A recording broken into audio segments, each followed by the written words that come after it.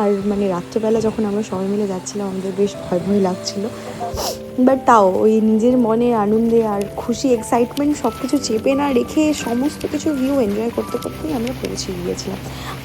এবার ধীরে ধীরে তোমরা দেখতে পাবে যে ভোরের আলো ফুটছে, আকাশটা কত সুন্দর আলোময় হয়ে উঠছে। মানে এতক্ষণ আমরা রাত্রেবেলা রাইড করছিলাম, যেহেতু আমরা রাত্রেবেলা বেরিয়েছিলাম।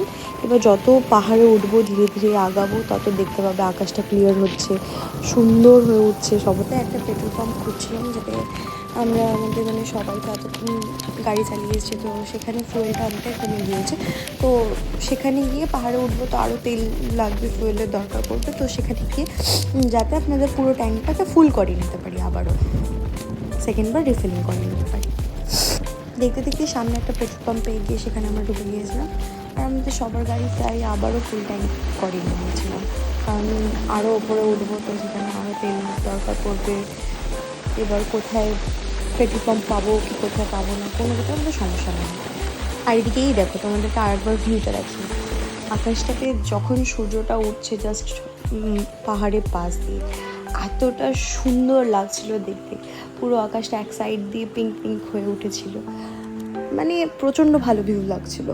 তো তারপর আমরা সেখান থেকে বেরিয়ে গেলাম। একটু আগিয়ে গিয়ে আমরা ভেবেছি একটা চায়ের কোথাও দোকানে বা চায়ের মানে যেখানে চা খেতে পারবো বা ব্রেকফাস্ট করতে পারবো, সেই সমস্ত একটা হোটেল বা নর্মাল শপ দেখে ব্রেকফাস্ট করার জন্য আমরা দাঁড়াবো।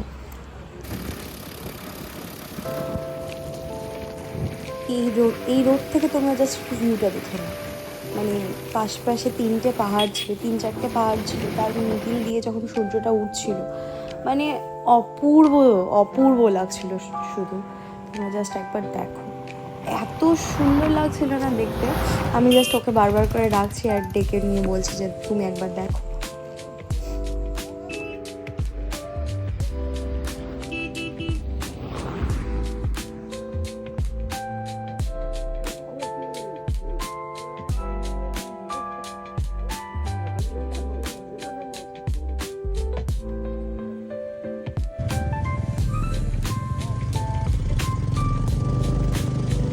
ব্যাস, এবার এখানকার ভিউ এনজয় করে আমরা ঘুরতে বেরিয়ে পড়লাম।